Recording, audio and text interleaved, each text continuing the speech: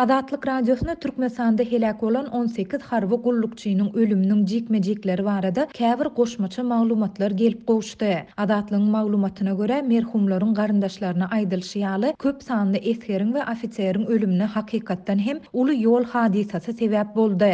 Şeýle hem habarçylarymyz we çeşmelerimiz ölenleriň sanynyň 30dan gowrak adama ýetendigine habar berdiler. Wakanyň bolan pursady 10dan gowrak KAMAZ kysymly ulagdan ibarat harby kerwen Bekrevedäki garnizona barýardy. Şu günler eskerler garaşsyzlygyň 30 ýyllyg münasibetli bayramçylyk paradyna taýýarlanýarlar. Harby gullukçylary alyp barýan harby kerwen halk hakydasy atly ýadygärlikler toplumundan gaýdyp gelýärdi. Adatlyň Türkmenistanyň Goranmak ministrligine ýakyn bir çeşmesi häzirki wagtda ýol hadisasynda helak bolanlaryň sanynyň 30 adamdan geçendigine habar berdi. Köp sanly adam helakçylygyna sebäp bolan uly ýol hadisasy 18-nji iýulda Bekrebe şaýolunyň ugrunda boldy. Şol pursat eskerleriň kerweni halk hakydasy ýadygärlikler toplumundan gaýdyp gelýärdi. Olar bu ýerde Gurban bayram münasibetli gurnulan sadaka gatnaşypdy.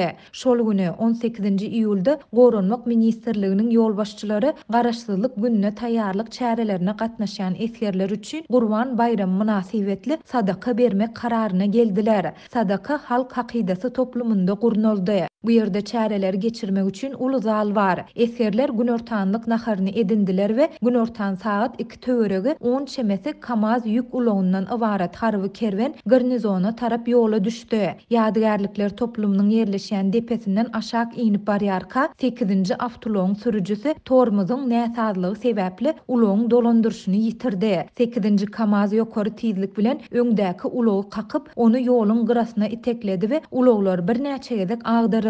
Ulaglaryň ikisi hem agdarlan sebäpli olaryň ikisinde hem helak bolanlar bar. Ýöne helak bolanlaryň aglabasy 8-nji ulagda diýip Goranmak ministrligine ýakyn çeşmämiz aýtdy. Bu maglumaty häzirki wagtda ölenleriň sanynyň 30dan gowrakdygyny habar berýän ýene bir çeşmämiz hem tasdiklady. Başga da 20den gowrak adam agyr ýaralar bilen ketelhana ýerleşdirildi. Adatlyň Aşgabatdaky habarçylary halk hakydasy ýadygärlikler toplumynyň köpetdagyň eteginde takminan 100 metr belentlikde ýerleşýändigini bellediler. Olaryň sözlerine görä Bekrebe şaýoly henidem ulag hereketine ýapyk bolmagynda galýar we ol ýerde awatlaýyş işleri alınıp barylýar. Habarçylarymyzyň birine bu wakanyň şaýady bilen gürleşmek başartdy. Onuň sözlerine görä helakçylykdan soň ýol bomba hüjüminiň bolan ýerine meňdeýärdi. Hemme ýerde adamlaryň jesetleriniň bölekleri we KAMAZyň galyndylaryny görse bolýardy. Beýleki ulagdan harby gullukçylar ylgap geldiler. Ýöne hemmeleriň şok ýagdaýda dygyny görüp bolýardy.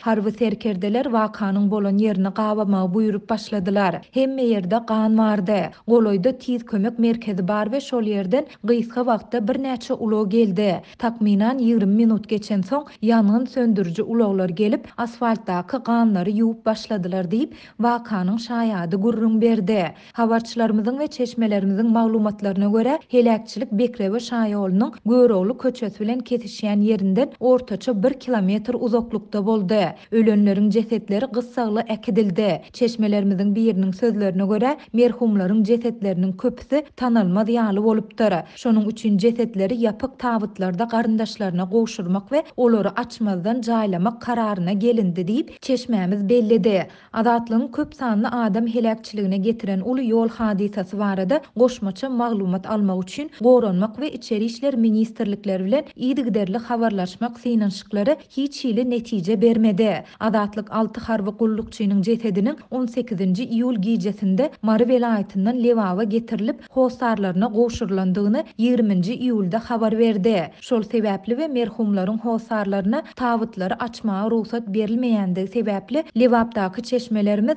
Aşgabatyň goloýunda bolup geçen ýol helakçylygynyň resmi düşündürüşine şüphe bildiripdiler. Ýöne Aşgabatdaky habarçylarymyz Aşgabatdan Lewap welaýatyna barýan ýoluň Mary welaýatynyň çäginden geçýändigini bellediler. Mundan başga da çeşmelerimizin sözlerine görä merhumlaryň jesetlerini alyp barýan ulag kerweni ilki Marydaky harby bölüme barypdyr. Helakçylykda ölenleriň 10 çemesi Marydandy. Şeýle-de mundan odal adatlyň çeşmeleri ölenleriň sanynyň 18 adama barabardygyny habar berdiler. Olaryň arasynda ofitserler hem bar.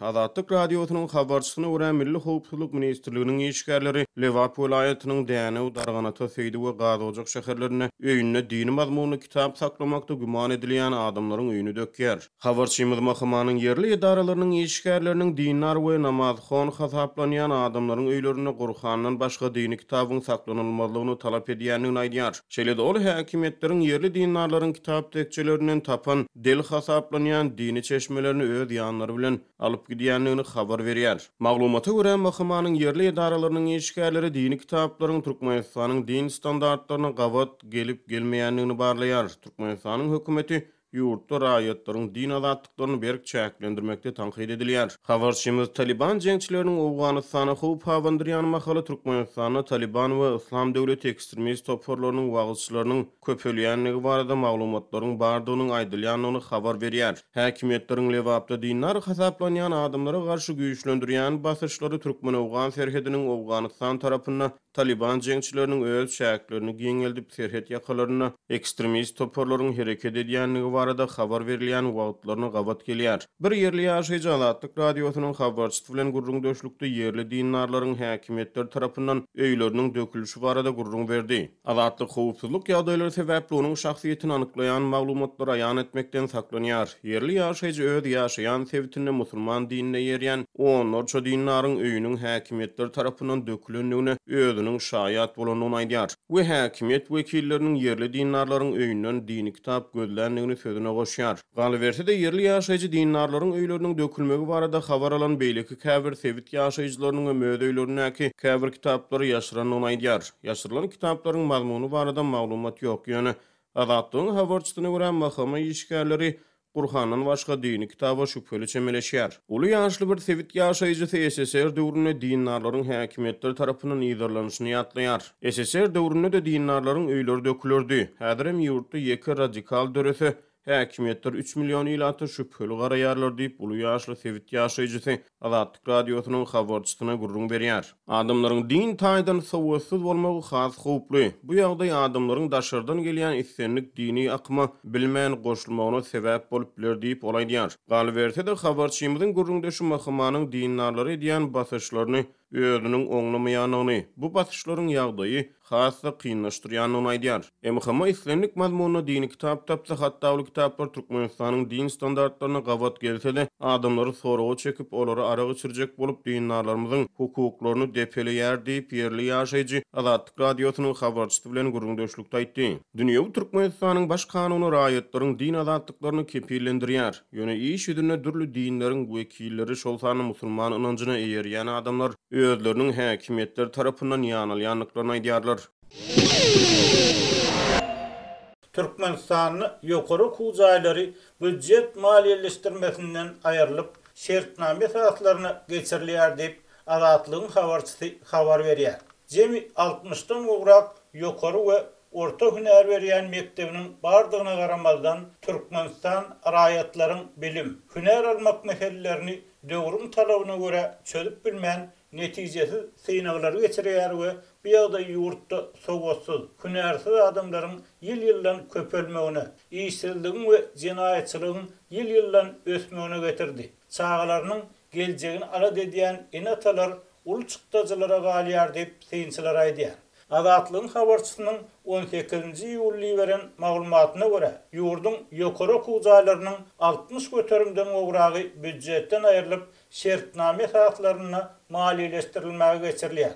Fakultetleriň diňe käbiri büdjet maliýeleşdirmesini galdyrlar. Stipendiýa töleýärleriniň bolsa diňe 30 göterimi büdjetden beriler diýip habarçy bilim edarasynyňky çeşme salgylanyp aýtdy. Şeýle-de 2020-nji ýyldan başlap ýokary hujaýlary 95, 100 göterim şertname esaslarına geçiriler diýip habarçy maglumatyň üstüne ýetirdi. Şol wagtda okuwlar şertname ulgamyny geçirilse-de okuw ýermek üçin sorulýan paranyň möçberi aljaga meňdemeýär. Sebäbi daşary ýurtlara gitmek mümkinçiligi bolmansoň hünär almak isleýän ýaşlaryň möçberi ýurtdaky ýokary hujaýlarynyň kabul edip biljeginden 10 dagy köp diýip Azatlygyň habarçysy aýtdy. Şu aralykda başga bir çeşmeden okşan maglumaty görä.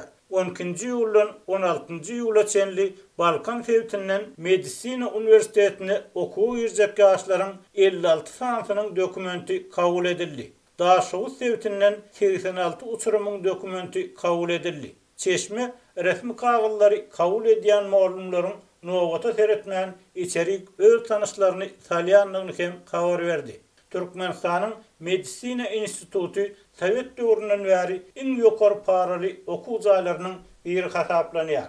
Aýdylmagyna görä, okuw girmek üçin dokument tapşyrmak isleýän adam gatykän, nowatlar uly. Ýöne bu iş ören hayal barýar.